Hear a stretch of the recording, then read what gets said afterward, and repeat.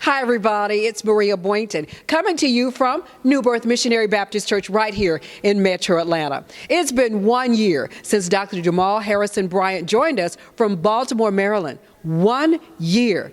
A lot has gone into this year, including Kanye West's visit. You all remember that, right? Well, we're going to sit down with Dr. Jamal Harrison Bryant to talk about the 1 year anniversary of his being the pastor at New Birth Missionary Baptist Church, what all has occurred, and how he's adjusted and how everyone's adjusted to him.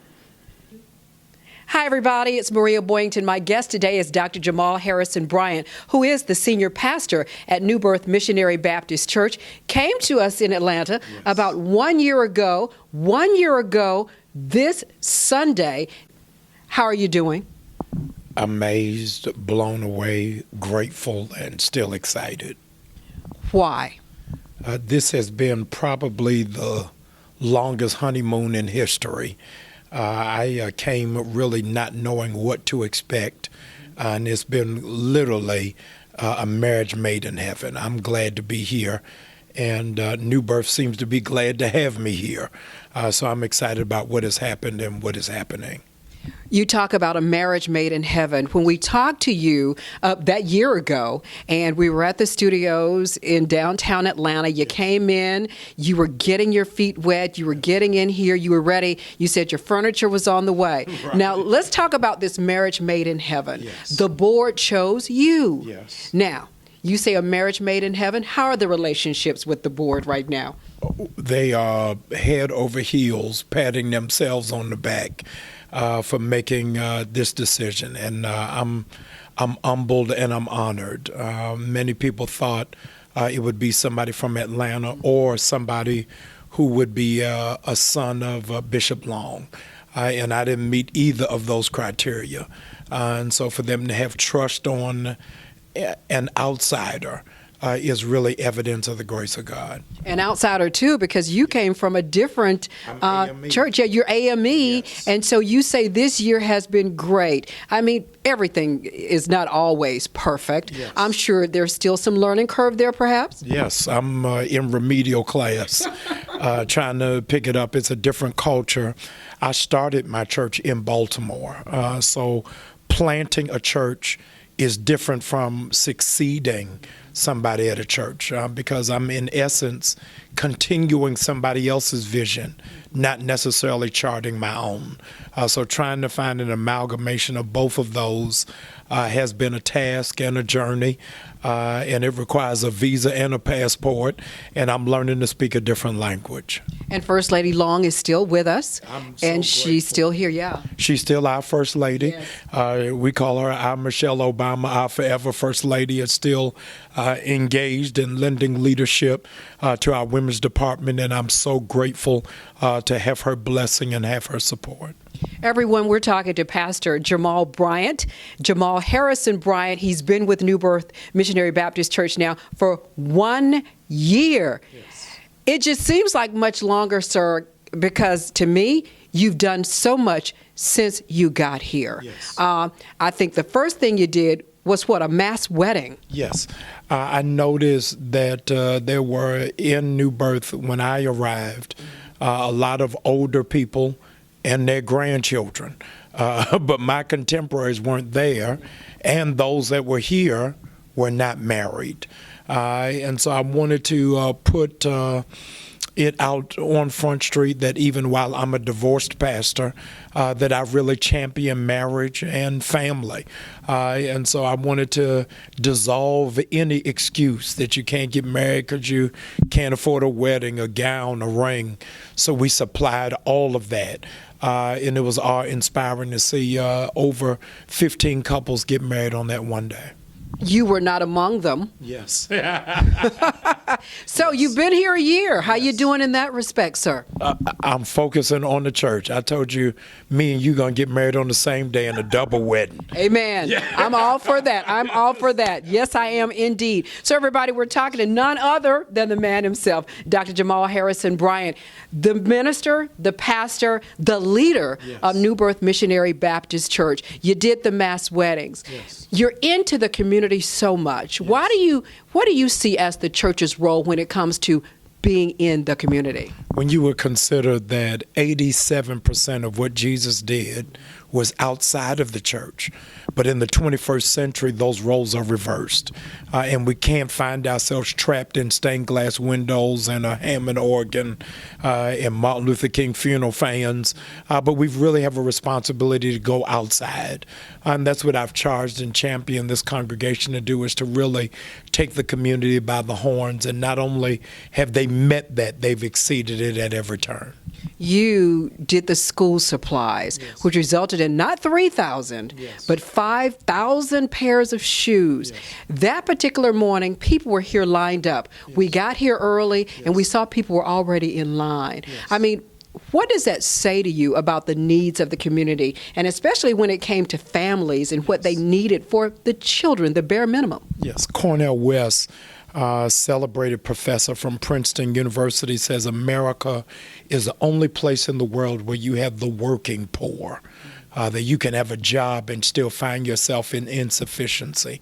And so the people who came were not hapless, were not unfocused or unmotivated. They get up and go to work every day, but still find it a struggle to try to provide for their families.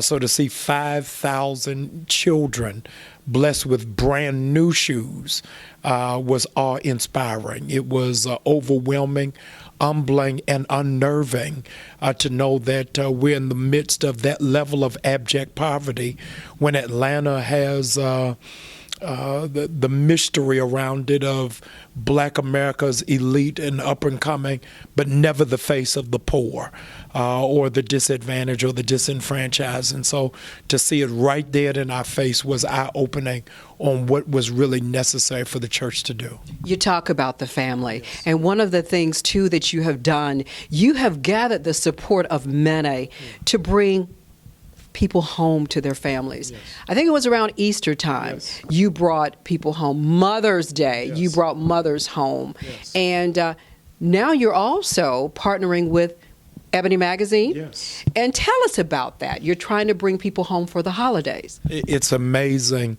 Actually, when we did the bailout for nonviolent offenders in Fulton, DeKalb, and Henry County, it made news on a national scale, and Ebony saw it. And they said that they wanted to replicate our model going into their 75th year of publishing.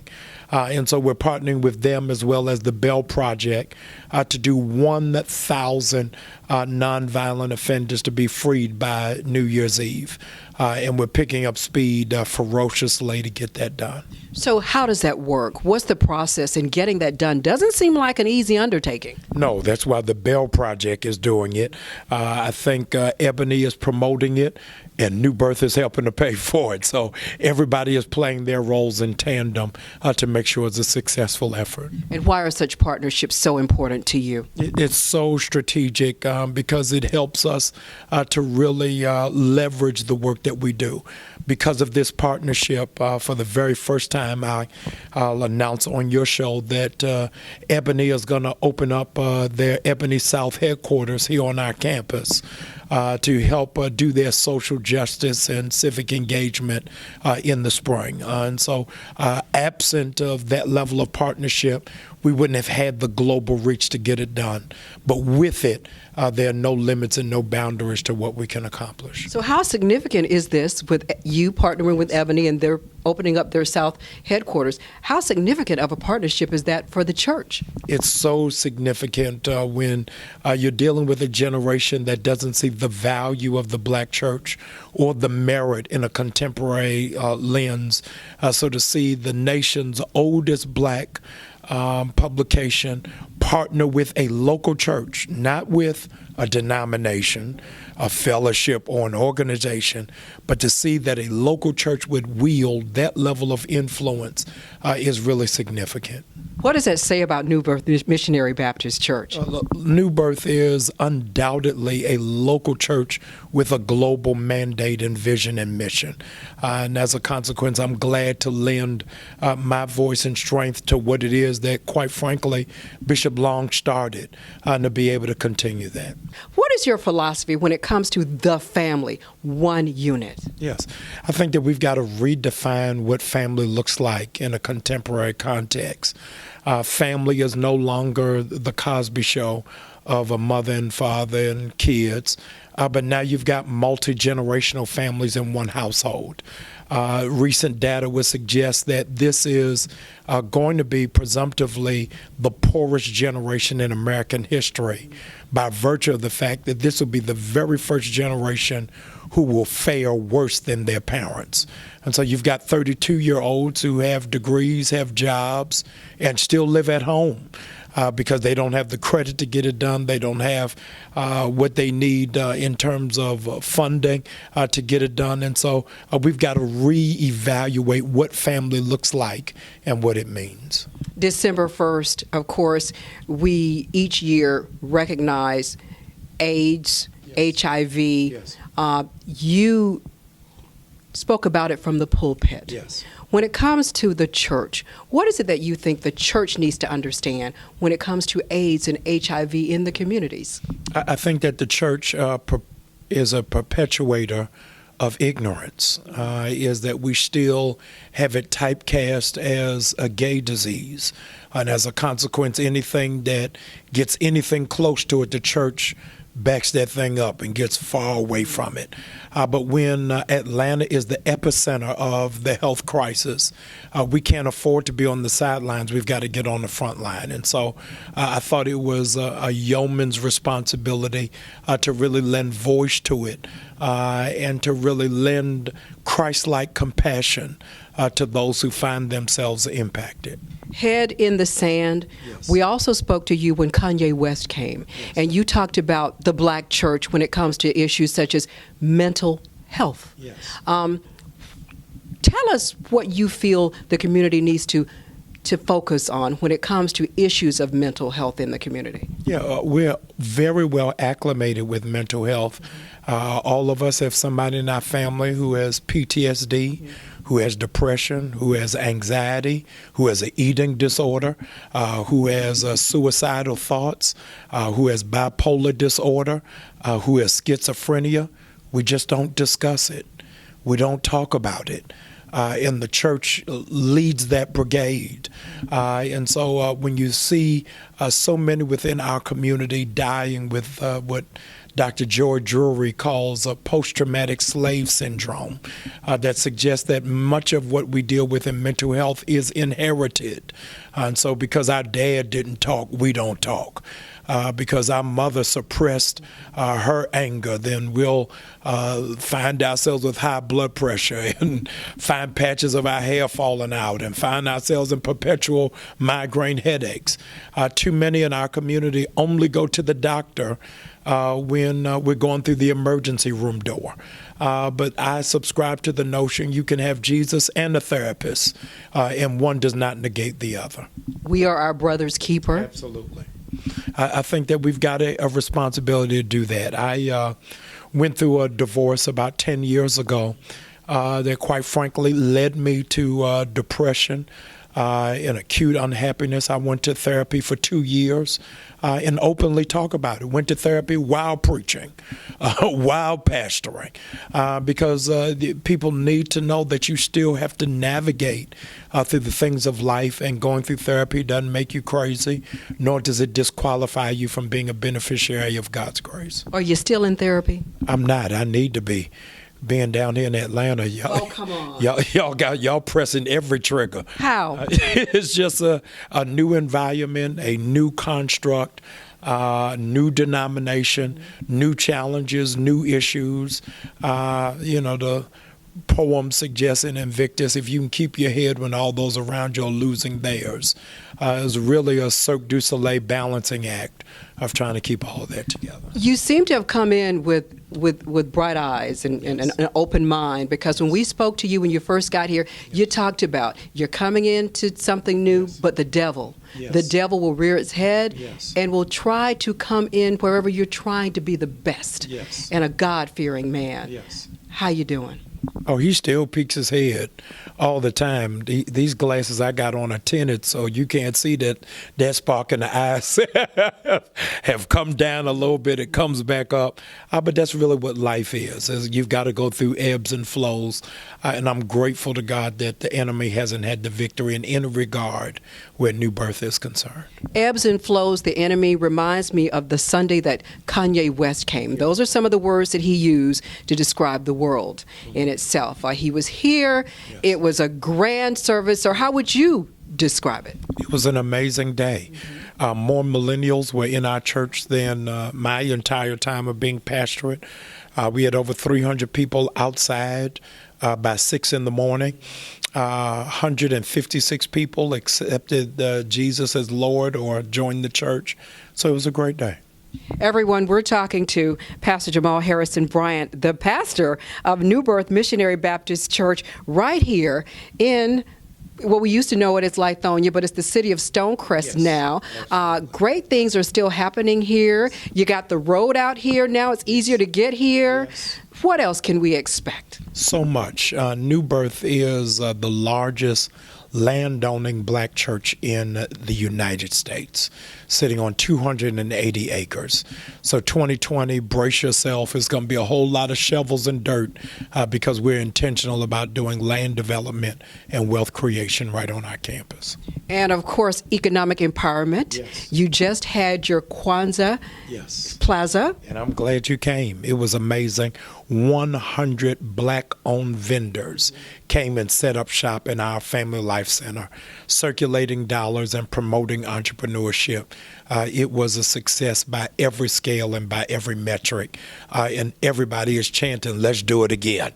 So next year, we're going to do the exact same thing. I was struck by the sheer diversity of the types of businesses that you had. You and I spoke earlier during the event, and you said that when you asked for all business owners to stand up, that you were floored by the sheer number of entrepreneurs that you had in the congregation. Yes. I mean, knowing all of that, what is it as a community that we can realize that we can benefit from? Yes, is that you cannot, after you die, leave your children a job. You can leave them a business. And so entrepreneurship is key in the economy and the culture of what it is that we live in, that we've got to shift the narrative from our names on the back of the check to the front of the check. I wanted to practice and model that. So an opportunity came to me within months of being here to become a partner of Arizona's restaurant right outside of Stonecrest Mall. And I took that opportunity not for me to become a partner, but for my daughters too. And so I raised that up as a standard for my church to be able to duplicate and mimic of what it really means to talk about generational wealth when churches only talk about generational curses. And so this flipped the script all the way around, and I'm excited to be a part of it and to be a stakeholder in the community.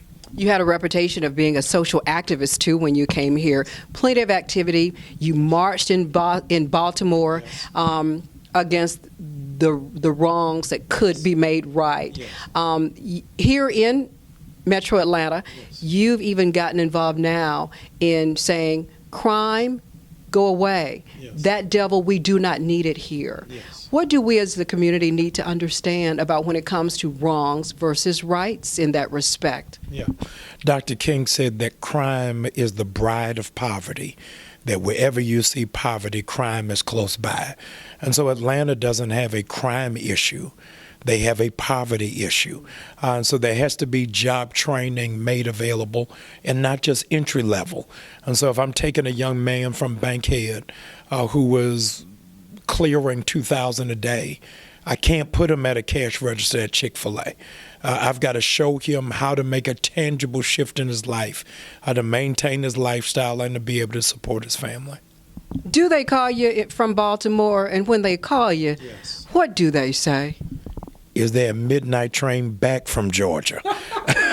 What do you say? Absolutely not. Just the last train to Paris. This is it. I'm excited to be here, and I'm clear that this is where it is that God wants me. Dr. Bryant, when you talk about the millennials, and we talked about how many hundreds there were when Kanye came to visit, and I'm sure you have them in the congregation, every Sunday. How have you seen the numbers? Have they ebbed and flowed? Have they risen? Or when it comes to millennials at New Birth? I think our fastest growing demographic right now are actually Gen Xers, which would be my contemporaries, not necessarily millennials. The average member at New Birth is 56. And they've been here on average 17 years. So you're seeing a wave of youth and young adults coming and darkening our doors that haven't been here or new to the area or new to God. We see anywhere between 40 to 50 new members a Sunday. And so I'm elated to see what that shift is and saying, how do you apply discipleship to an undiscipled generation? So the things that we would take for granted for those of us who grew up in the church, you can't. That this is a generation that doesn't know Noah's Ark, Shadrach, Meshach, and Abednego, doesn't know Daniel and the lion's den. And so it can't just be emotionalism, but it has to be intentional discipleship. You've got the Gen Xers coming in. Yes. Well, how do you draw the millennials? Drawing the millennials is a whole different narrative because what we're seeing now is our streaming is what is growing. So our church holds roughly around 8,000, but I see 40,000 online a Sunday. And those are primarily my millennials who like what I call praise in pajamas. And so we've got to recalibrate what is the effectiveness of church. Is the church not making an impact if they're not in the pew, but are watching from their Android? And so there is no manual for this. And so we're having to recreate it and redefine the metrics of what a really effective church looks like. Yeah, because a lot of people still believe that you have to be in the church. Yes. You have to be there to conversate and all of that. There's a whole lot of people who think you can't Christmas shop unless you go to the mall. Right. But the majority of people are now shopping online. And so when you see where those variables change, the church also has to change. Data suggests that culture changes every 4 years, but church culture changes every 20. So the average church is 15 years behind.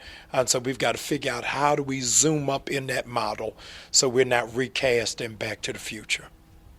It's the holiday season. Yes. As we talk to you. What would you like to tell people about being with the family and being in the season? Yeah. 'Tis the season to be jolly. All of us know it. But there is a pervasive sickness called seasonal adverse disease, which means between Thanksgiving and New Year's, it's the greatest level of ODs, greatest level of alcohol abuse, greatest level of controlled substances on the rise and spiking, because people are trying to find a way to be happy. And the church's responsibility is to say that happiness is not in things, it's always in a person. Jesus was born in a stable with no health care, with no clothing, with no doctors. But out of that poverty, they sang joy to the world.